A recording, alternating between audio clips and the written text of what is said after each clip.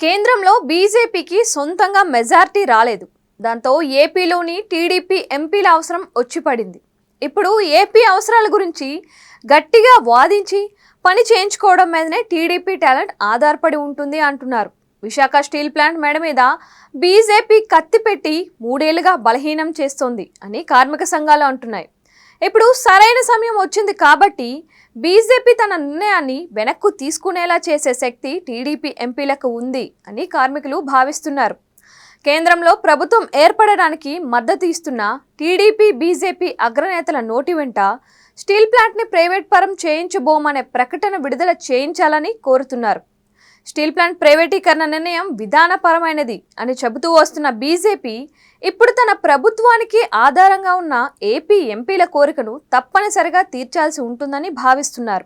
అయితే అది TDP demand ఏ మేరకు చేయగలదు అన్న దాని మీదనే ఆధారపడి ఉంటుంది అని కూడా చెబుతున్నారు. Visakha steel plant Gajuwaka assembly నియోజకవర్గంలో లొకేట్ అయి ఉంది. తాజా ఎన్నికల్లో గాజువాక నుంచి టీడీపీ బీజేపీ జనసేన కూటమి అభ్యర్థిని ఏపీలోనే అత్యధిక మెజార్టీతో గెలిపించారు. దాదాపుగా 94,000 ఓట్ల భారీ ఆధిక్యతతో టీడీపీ అభ్యర్థి ఇక్కడ నెగ్గారు. ఒక విధంగా ఇది ప్రైవేటీకరణకు అనుకూలంగా చెప్పే ఓటేనా అన్న ప్రశ్నలు కూడా వస్తున్నాయి.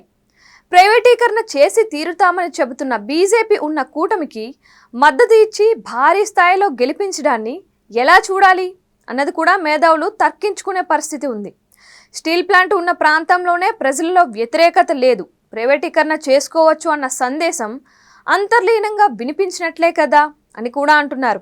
అయితే టీడీపీ స్టీల్ ప్లాంట్ ప్రైవేటీకరణను ఆపుతుందని నమ్మకంతో ఓటేశారని చెబుతున్న వారు ఉన్నారు. దాంతో ఆ నమ్మకాన్ని టీడీపీ నిలబెట్టుకోవాల్సిన అవసరం ఉంది అని అంటున్నారు.